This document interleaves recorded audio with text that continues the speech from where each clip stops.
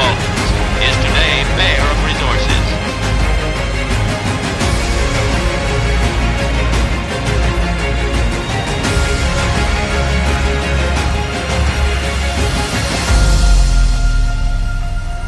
Ελληνικέ λαέ, με βαθία συνείδηση των ευθυνών μου έναντι του έθνους και της ιστορίας, απεφάσισα μετά τα χθεσινάς αναρχικάς εκδηλώσεις μιας οργανωμένης μειοψηφίας